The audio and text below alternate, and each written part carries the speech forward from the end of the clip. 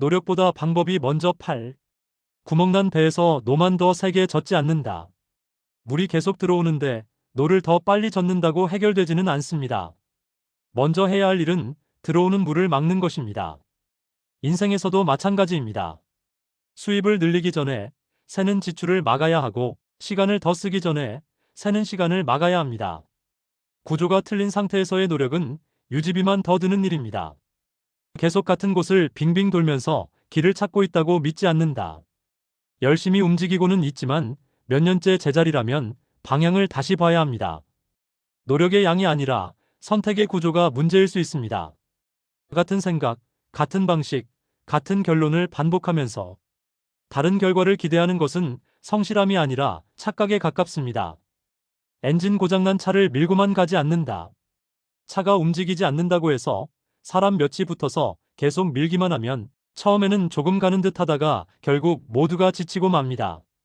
그런데도 많은 사람들은 고쳐야 할 생각은 하지 않고 더 열심히 밀 생각만 합니다.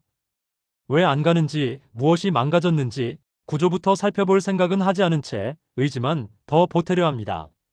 인생에서도 마찬가지입니다.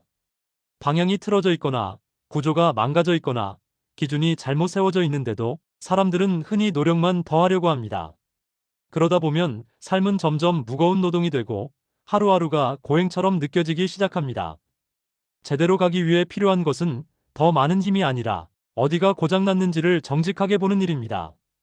엔진을 고치지 않은 채 미는 인생은 앞으로 가고 있는 것처럼 보여도 사실은 사람만 소모되고 있을 뿐입니다. 속도보다 방향을 먼저 확인한다. 사람들은 흔히 빨리 가는 것을 잘 가고 있는 것이라 착각합니다.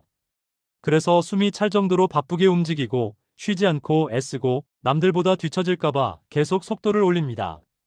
하지만 방향이 틀린 채로 빨리 가고 있다면 그것은 성실함이 아니라 이탈입니다. 오히려 천천히 가는 사람보다 더 멀리 돌아가게 됩니다. 길을 가다가 표지판을 잘못 보고 전혀 다른 쪽으로 전력 질주하고 있다면 얼마나 빨리 가느냐는 아무 의미가 없습니다. 중요한 것은 지금 내가 어디를 향해 가고 있는지입니다. 방향이 맞다면 조금 느려도 결국 도착합니다. 반대로 방향이 틀리면 아무리 빨라도 도착하는 곳은 내가 원하던 곳이 아닙니다. 인생에서도 마찬가지입니다.